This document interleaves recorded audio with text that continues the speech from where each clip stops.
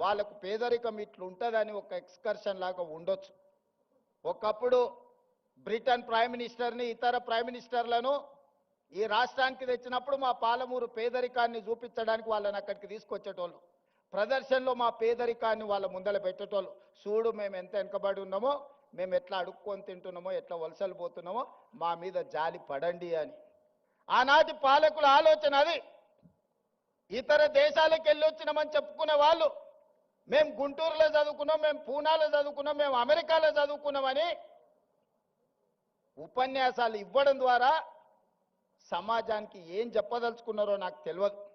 కానీ నేను స్పష్టంగా గ్రామీణ ప్రాంతంలో వ్యవసాయ కుటుంబం నుంచి వచ్చిన నేను ప్రభుత్వ పాఠశాలలో నేను చదువుకున్నా, ప్రభుత్వ కళాశాలలో నేను చదువుకున్నా.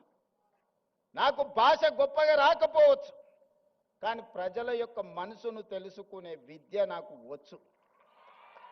పేదవాడు ఏం అడుగుతాడు, ఏం ఆలోచన చేస్తాడు, పేదవాడు ప్రభుత్వం నుంచి ఏం ఆశిస్తాడు, ఒక చదువుకునే పిల్లవాడికి ఏమి కావాలి, ఆ పిల్లవాడు చదువుకుంటే ఈ సమాజానికి ఏ రకంగా ప్రయోజనం ఉంటుంది అనేది నాకు తెలుసు.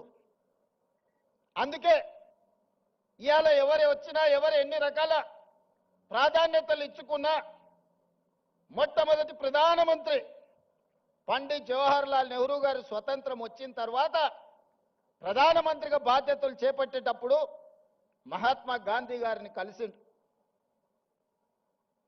బాబూజీ, నేను ప్రధానమంత్రిగా బాధ్యత తీసుకుంటున్నా, మీరు నాకు ఇచ్చే సలహా ఏమిటి అని మహాత్మా గాంధీ గారు ఒక మాట చెప్పారు. పరిపాలనలో నువ్వు తీసుకునే నిర్ణయం తీసుకునే ముందు నీ నిర్ణయం పేదవాళ్లకు, నిస్సహాయులకు ఏ విధంగా ఉపయోగపడుతుందో ఆలోచన చేసి నీ కళ్ళ ముందు ఆ పేదవాడిని, నిస్సహాయుని గుర్తు తెచ్చుకున్న తర్వాత నువ్వు నిర్ణయం చెయ్యి, తప్పకుండా పేదలకు, నిస్సహాయులకు అది ప్రయోజనం చేకూరుతుంది అని. ఆ స్ఫూర్తి ఈనాడు మేము తలుసుకున్న మా ప్రభుత్వం తీసుకునే ఏ నిర్ణయమైనా పేదవాడికి ఏ విధంగా ఉపయోగపడబోతుందో, నిస్సహాయులకు ఏ విధంగా సహాయాన్ని అందించబోతుందో, నిలబడడానికి శక్తి లేని వాళ్ళను నిటారుగా సొంత కాళ్ళ మీద నిలబెట్టడానికి అవసరమైన ప్రణాళికల్ని మా ప్రభుత్వం, నా సహచర మంత్రివర్గంలో అందరం కలిసి ఈనాడు నిర్ణయం తీసుకుంటున్నాం. అందులో భాగంగానే ఉస్మానియా యూనివర్సిటీకి ఆగస్టులో వచ్చినప్పుడు నేను చెప్పిన, ఒక ఆయన సవాలు విసిరిండు, శాతనైతే ఆర్ట్స్ కాలేజ్ దగ్గర పోయిరా అని. నేను వాళ్ళలాగా దొంగను కాదు, ఫామ్ హౌజులు కట్టుకోలేదు, గడీల లాంటివి నిర్మించుకోలేదు.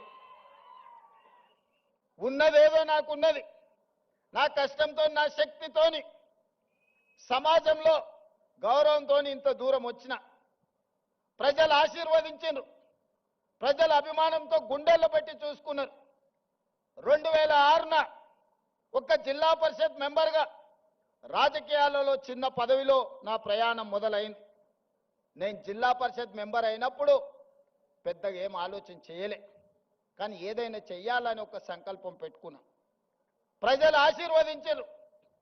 జడ్పీటీసీ అయినా, ఎమ్మెల్సీ అయినా, ఎమ్మెల్యే అయినా, ఎంపీ అయినా ఈనాడు ఈ దళితులు, ఆదివాసీలు, గిరిజనులు, బలహీన వర్గాలు, మైనారిటీ సోదరులు, రైతులు, మహిళలు, యువకులు నిండు మనసుతో ఆశీర్వదిస్తే ఈ రాష్ట్రానికి ముఖ్యమంత్రి అయి మీ సోదరుడిగా ఆర్ట్స్ కళాశాల ముందు నిలబడ్డా. ఇంతకంటే గొప్ప అవకాశం జీవితంలో ఎవరికైనా వస్తుందా?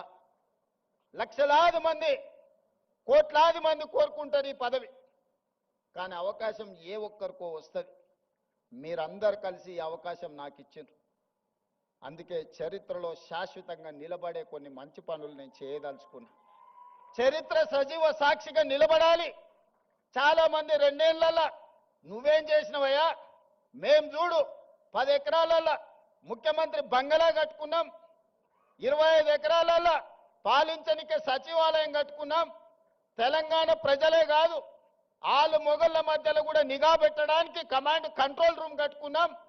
1,00,000 కోట్లు పెట్టి కాళేశ్వరం కట్టుకున్నాం. మేము చూడు ఎన్ని కట్టినామని ఒక 4 చెప్పిరాలు. వాళ్ళు చేసిన శాన్నే కానీ ఓ 4 ఎప్పుడు చర్చిస్తారు. నేనేం చెప్పినాయా అంటే నేను కూడా 4 చేసిన. తెలంగాణ రాష్ట్రం వచ్చిన తర్వాత ప్రతి బడిలో గుడిలో వినిపించవలసిన జయ జయ హే తెలంగాణని మీరు తొక్కి పెడితే రాష్ట్ర గీతంగా మార్చిన నేను.